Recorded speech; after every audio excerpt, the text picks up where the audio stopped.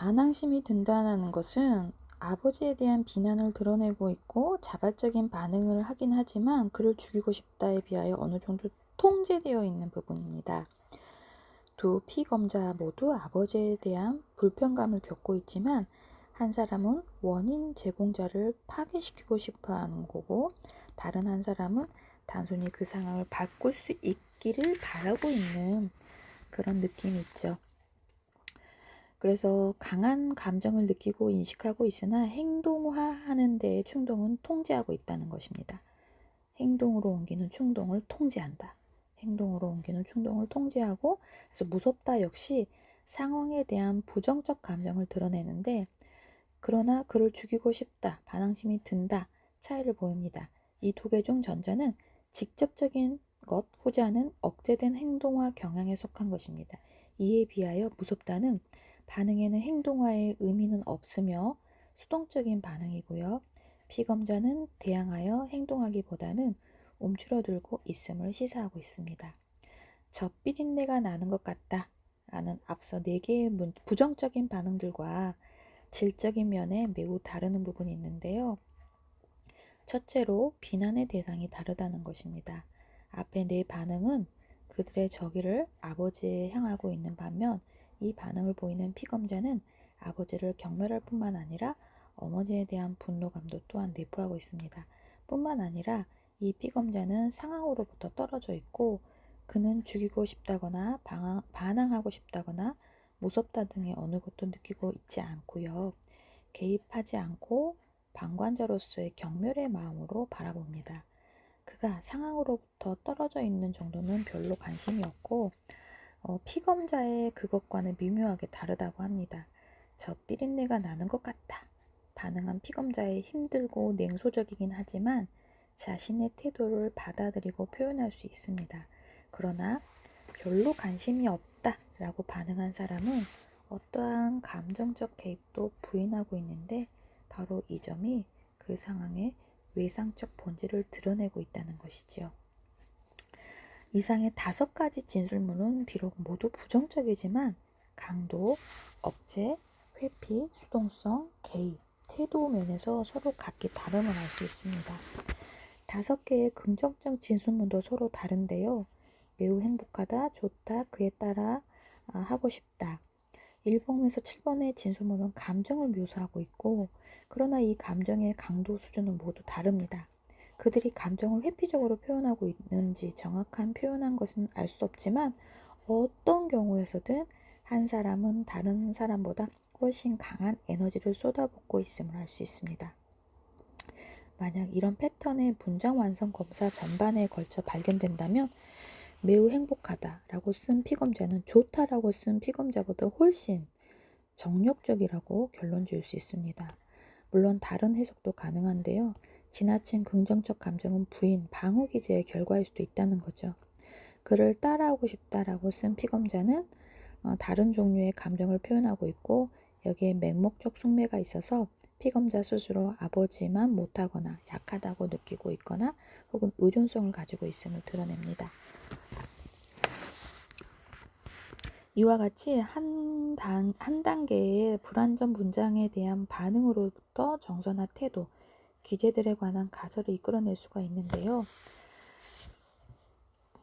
50에서 60개의 문장으로부터 얻을 수 있는 가능성은 대단한 것이고요.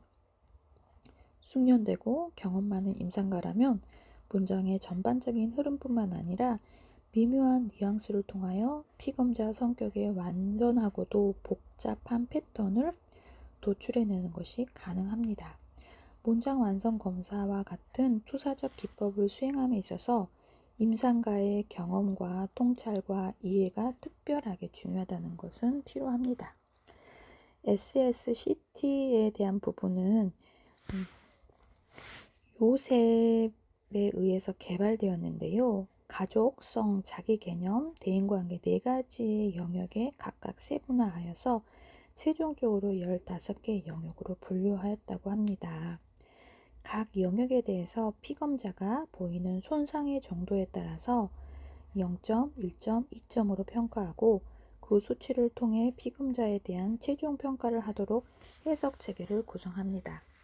SSTC, CT에 대한 부분으로 네 가지 대표적인 영역이 가족, 성, 대인관계, 자기 개념을 간략하게 살펴보면요.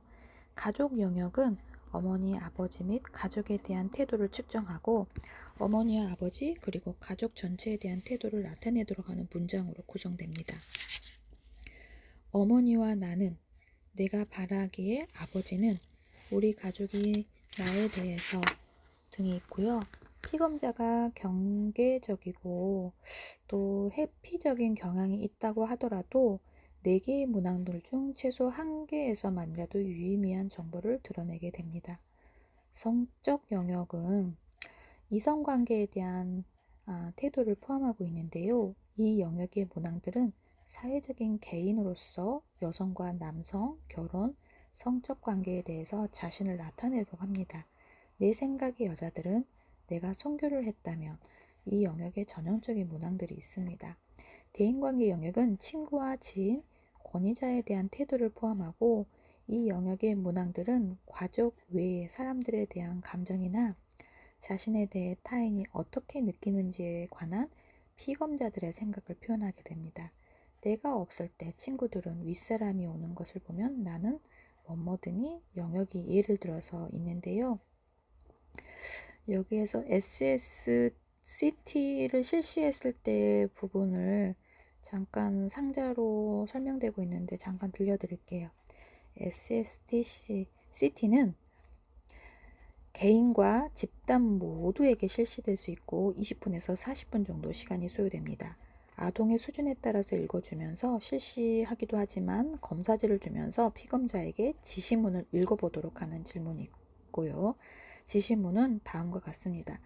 다음에 기술된 문항들을 뒷부분에 빠져 있습니다. 각 문항을 읽으면서 맨 먼저 떠오르는 생각을 뒷부분에 기록하여 문장이 되도록 완성해 주십시오. 여러분도 이거 해보셨을 거예요. 시간 제한은 없으나 가능한 빨리 하여 주십시오. 만약 문장을 완성할 수 없다면 표시를 해두었다가 나중에 완성하도록 하십시오. 이를 읽어보게 한 후 더불어 다음과 같은 상황들을 일러줍니다. 답에는 정답, 오답이 없으며 생각나는 것을 쓰도록 할 것입니다.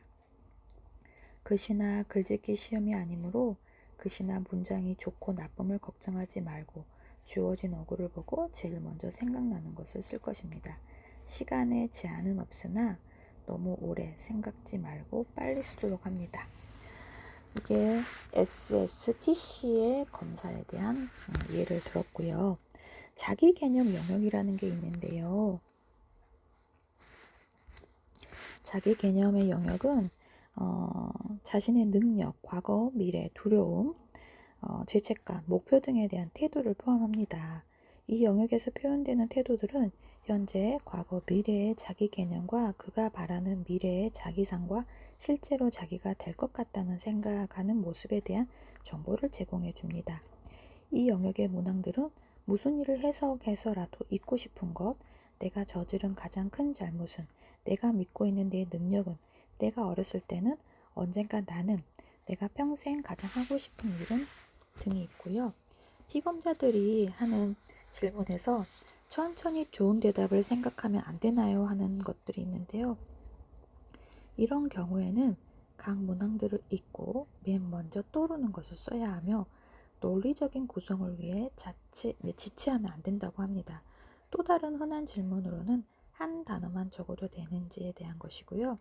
이에 대해서 한 단어이든 여러 문장이든 상관이 없고 단지 작은 문장을 읽고 떠오른 생각이면 된다고 해요.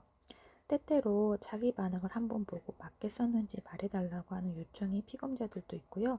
이런 경우 그 반응이 문항에 대한 자신의 자발적인 반응이었다면 좋은 반응이라고 말해줄 수 있습니다. 경우에 따라서 문장 속에 들어있는 단어의 의미를 물어보기도 합니다.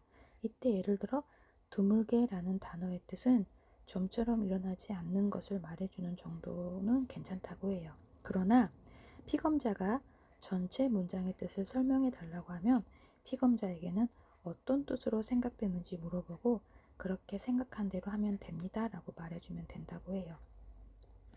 피검자가 검사를 시작하는 시간과 끝낸 시간을 기록해 두도록 합니다.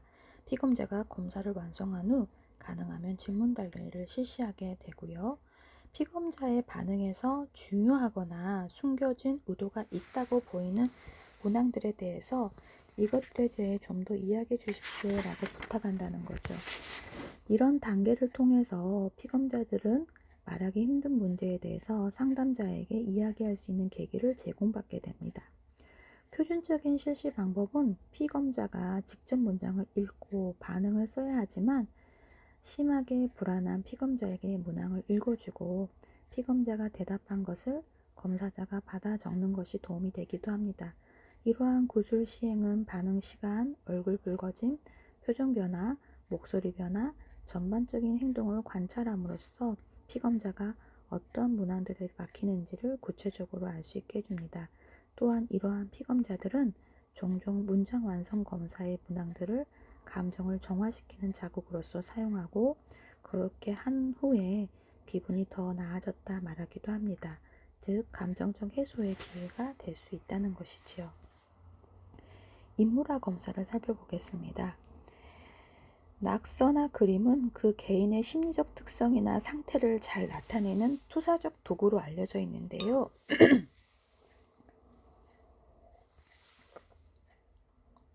인물화 검사는 성격 검사보다는 지능 검사 도구로서 사용되기 시작합니다. 아동이 그림을 통하여 아동의 지능 발달 수준을 평가하기 시작하였는데 세부 묘사를 얼마나 많이 하였는가를 측정치로 삼습니다. 그림은 큰 관심의 대상이고 아동들이 사람을 그리는 것을 통하여 아동 발달 상태의 객관적 평가와 지능 평가를 하는 조건이 된다는 것을 관찰을 통해서 알게 된 것이죠. 아동의 지능 평가 수단으로 인물화 검사를 사용하였고 투사적 성격 검사로 또 가치를 인정하고 인물화 검사를 발전시켰다고 해요. 그래서 이제 그 검사 도구를 한국에 맞게 표준화하는 작업들을 우리나라 연구자들이 하는데요. 인물화 검사는 언어 능력이 부족한 유아나 신체적 혹은 정신적 결함을 가진 사람들에게 널리 사용되고 있고 최근에는 아동과 성인을 위한 투사적 성격 검사로 자주 활용되고 있습니다. 인물화는 자아상의 투시인 동시에 무의식 세계의 동기나 욕구를 종합적이면서도 객관적으로 표현해주는 중요한 구실을 합니다. 인물화를 통해 알 수 있는 것은 머리, 얼굴, 손, 발, 몸, 어깨, 목 등의 신체적 각 부분에 대하여 자아상의 표현 방법을 구별할 수 있고 여러 가지 상이나 자세, 연령, 목장으로 성격을 추리할 수 있습니다. 검사는 개인이나 집단으로 실시 가능하며 임상적 문제가 있는 유아에게 개별적으로 실시하는 것이 바람직합니다. 검사를 위한 지시는 한 명의 사람을 그려보세요. 그 다음 다른 성을 가진 사람을 그려보세요 라고 말하고요. 시간 제한은 없으나 그림을 그리는데 걸리는 시간을 기록하게 합니다. 어떤 사람을 그릴까요? 물으며 그리고 싶은 사람을 그리세요. 단 사람을 막대기로 나타내거나 만화 주인공을 그려서는 안 됩니다. 라고 덧붙이는 것이 좋다고 해요.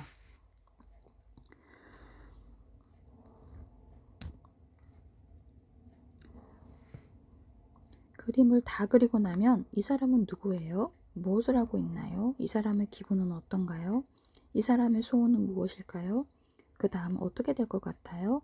질문을 던져서 그 내용을 기록해 둡니다.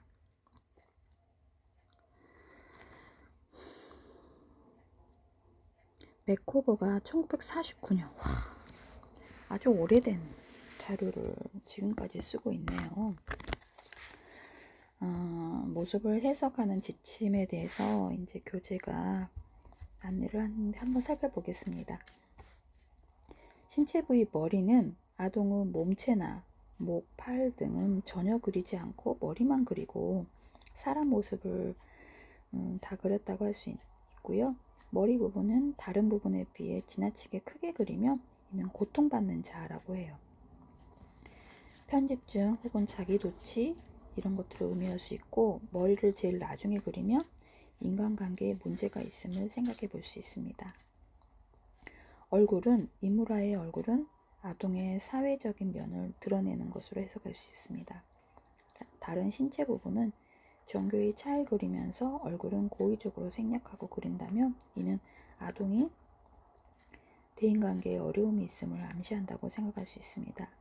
입은 인물화에서 입을 지나치게 강조하여 그리면 이는 식습관과 관련이 있는 어떠한 과도한 불안이나 비만에 따른 과도한 통제 혹은 식욕이 없는 아동으로 생각해 볼 수 있습니다. 또 입을 일직선으로 나타내면 이는 긴장하고 있음을 암시한다고 해요. 눈은 아동이 자아 상태를 가장 잘 나타내는데, 적의와 의혹을 띤 크고 둥글고 어둡고 위협에 대한 눈을 특히 편집증에 가진 아동의 그림으로 나타낸다고 합니다. 머리카락은 그리는 위치에 머리카락을 강조하는 것은 남성다움, 성정체감, 확립을 위해 애쓰고 있음을 의미하고요. 성적으로 불량한 여아는 때로 그림에서 곱슬곱슬한 긴 머리카락, 젖가슴 부분을 특히 자세히 그리는 경향이 있다고 해요. 목은 목을 빠뜨리고 안 그리고 이는 미성숙함을 보여주는 한 예라고 하고요. 팔과 손은 모호하게 그리거나 생략한 것은 사회적 상호작용에 대한 신뢰감이 없음을 의미합니다. 손을 뒤로 하거나 포켓에 집어넣은 그림을 무언가 회피하거나 거부하는 것으로 해석할 수 있고, 또 팔이나 손을 지나치게 크게 그리면 이는 약한 아동이 강해지고 싶은 욕구를 나타낸 거나 혹은 사회적으로 거부되는 행동, 가령 수음이 뭔지 잘 모르겠는데 절도가 같은 행동을 하는 것들을 손을 사용하는 것에 제의식을 드러낸 것이라고 합니다. 제가 이걸 주교제하고 부교제를 섞은 이유가 이제 오래된 책이기도 하지만 보통 이게 2015년도에 써졌던 책도 있고, 아까 1949년에 이제 맥커버의 이 그림 해석에 대한 지침을 가져다 쓰는 게, 차 박사님도 해외 논문을 이제 번안해가지고 직역하다 보니까 매끄럽지 않은 부분들이 좀 많이 있더라고요. 그래서 읽으면서도 이게 뭔 말이야 하는 여러분들의 또 그런 느낌이 있으실 거예요. 그렇게 느끼셔야 되는 게 맞고요. 그래서 옛날 단어라든지 좀 해석이 매끄럽지 않고 직역한 것들이 좀 많이 보여서 이제 이 책도 이제 수명을 다 했다라는 생각이 듭니다. 다리와 발은 사회적 갈등을 잘 드러내는 부분으로 다리를 저는 아동은 흔히 이 부분을 생략하거나 의자에 앉아있는 모습을 그립니다. 또 성적인 문제를 겪은 아동은 허리 아랫부분을 잘 그려넣지 않은 수가 있습니다. 집, 나무, 사람 그림 검사에 대한 부분을 살펴볼게요. 이게 여러분이 현장에 가서도 애들의 그림을 많이 보실 거예요. 그래서 이 파트를 더 자세하게 들려드리는 부분도 있습니다. 1948년 버기 성격의 특징과 대인관계에 관한 정보를 제공하기 위해 집, 나무, 사람 그림 검사를 고안하였고, 1987년에 연필 그림 아니라 색채를 사용하기도 했어요. 검사 방법은 집, 나무, 사람을 각 장에 따로 그리도록 하고, 각 그림에서 연상되는 무의식을 표출케 함으로써 언어화합니다. 유아와 아동에게 자기가 그릴 수 있는 가능한 집, 나무, 사람을 그려보도록 하는 검사이고요. A4 크기 용지 3장, B5, 2B 연필 그림 지우개를 준비해두고 아동에게 각각의 종이에 먼저 집을 그리고 나무를 그린 뒤에 마지막으로 사람을 그리게 한다고 해요. 때로는 색채를 사용하기도 하는데요. 그리는 순서는 집, 나무, 사람 차례로 그린다고 합니다. 집 그림에는 아동이 내면에 가지고 있는 가족, 가정생활, 가족 관계, 가족 구성원 관계에 대해 가지고 있는 표상, 생각, 감정, 소망이 투사되어 나타나게 됩니다. 즉, 무의식이 표출되는데요. 1차적으로 사람이 사는 곳이기 때문에 그 사람의 자아, 그 사람이 현실과 관계를 맺는 정도와 양상, 내적 공상에 대해 서로 여러 정보를 찾아낼 수 있습니다. 나무에서는 무의식적 핵심의 감정이 나타나고 장기적인 상담을 진행할 경우에 상담의 효과 여부를 알 수 있습니다. 사람, 그림에서 의식적인 수준의 자기 자신과 환경과의 관계를 알 수 있으며 자신에게 유의미한 인물에 대한 감정들이 투사되어 나타나기도 합니다. HTP라는 검사가 있는데요.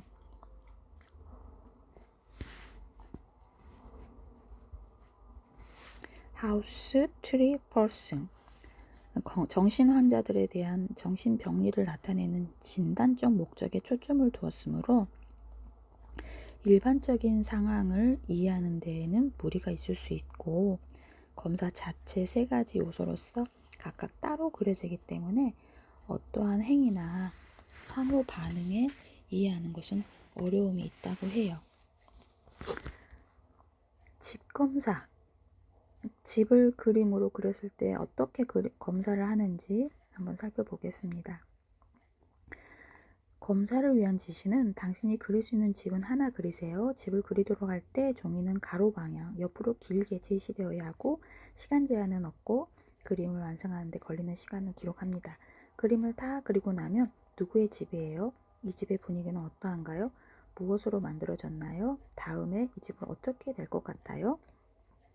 질문을 하며 그 답변 내용을 기록하게 됩니다. 나무 그림 검사는 A4 용지를 세로 방향, 아래로 길게 제시하고 당신이 그릴 수 있는 나무를 한 그루 그리세요 라고 말하고 시간 제한은 없으나 그림을 그리는데 걸리는 시간을 기록합니다. 그림을 그리고 나면 이 나무는 어떤 종류인가요? 나무의 나이는 몇 살인가요? 나무가 죽었나요? 살았나요? 나무의 건강은 어떤가요? 나무 주변에는 어떤 것들이 있나요? 나무의 소원은 무엇인가요? 나중에 이 나무는 어떻게 될 것인가요? 나무를 그리면서 생각나는 사람이 누구인가요? 사람 그림 검사. 그 다음에는 A4 용지를 세로 방향으로 지시하고 당신이 그릴 수 있는 사람을 한 명 그리세요 라고 말한대요. 이때 유아의 경우 이해를 잘못하면 아는 사람 중 누군가를 그리도록 할 수 있고요. 만화 그림을 그린다면 다시 그리도록 하고 어떤 질문을 하든 구체적인 제시보다는 마음대로 그리고 싶은 대로 그리라고 하면 됩니다. 그림 솜씨에 대해 걱정을 하더라도 솜씨가 중요한 게 아니므로 그릴 수 있는 대로 그리면 된다고 안심시켜줍니다. 검사의 시행 과정은 간단하지만 그림을 그리는 과정에서 그림을 그리는 사람은 여러 가지 의미 있는 행동을 나타내기도 합니다. 따라서 검사자는 피검자의 그림 과정에 대해 기록하고 기술적, 해설적 의미를 종합해야 합니다. 연령, 학교 배경, 직업, 희망, 가족사항, 부모 애정관계, 친구에 대한 기대나 태도, 학교, 가족 등에 대한 질문을 합니다. 이러한 질문은 인물검사의 평가를 본질적인 부분이 아니지만 개인에 대한 보다 가치 있고 직접적인 인상 정보를 제공받게 되므로 중요합니다. 그림을 다 그리고 나면 앞에 사람과 성이 다른 반대되는 한 사람을 그리게 되고 그림 그리기가 끝나면 첫 번째 그림이 남자인지 여자인지 물어봅니다. 이 사람 누구니? 이 사람 몇 살인가요? 무엇을 하고 있나요? 어떤 생각을 하나요? 기분은 어떤가요? 소원이 있다면 무엇일까요? 이 사람은 어떻게 될 것 같아요? 동적인 집, 나무, 사랑, 그림 검사가 있는데요. HTP 검사를 알고자 했던 부정응에 대한 측정을 하고 성격을 통합 평가하고 특정 집단의 공통된 성격 특징을 동일시하고 상호 반응을 끌어내는 도구로 사용된 것을 기대하지만 집단적, 진단적 목적으로 개발되었기 때문에 어떠한 행위나 반응에 대한 인상적 가치성에 대한 다소 제한성이 있다고 해요. 동작적 가족화 검사는 1970년대에 번스와 카우프만에 대해서 개발되었고 아동에게 가족 구성원이 무엇인가를 하는 장면을 그리도록 해서 정적인 인물 자체보다는 그림 내 인물의 행동이나 움직임에 초점을 두고 아동이 지각하고 있는 전체적인 가족 분위기와 가족의 모습을 이해하는 데 활용되는 검사라고 합니다. 풍경 구성법이 있고요. 모래상자 놀이치료의 적용 가능성을 결정하는 예비검사로 고안되었고, 최근에는 진단, 평가의 검사 차원뿐만 아니라 치료적인 목적으로도 활용되고 있는 부분이 있습니다. 빗속에 사람 그리기. 이거는 이 검사는 사람 그리기 검사와 마찬가지 그림 속에 그려진 사람은 자화상과 같은 역할을 하고 비는 외부적 고민이 있는 환경이나 스트레스를 상징한다고 해요. 그래서 다음 난화상호 이야기법이라는 조금 어려운 단어인데요. 이거는 아동이 서로 역할을 교환함으로써 관계 형성에 도움이 되는 난화상호 이야기법. 그래서 아동이 표출한 그림을 배경으로 의식적인 인위성에 보다 무의식적인 본능의 표출이 강하다는 점에서 아동을 이해한 중요한 의미를 지니는 검사법이라고 합니다.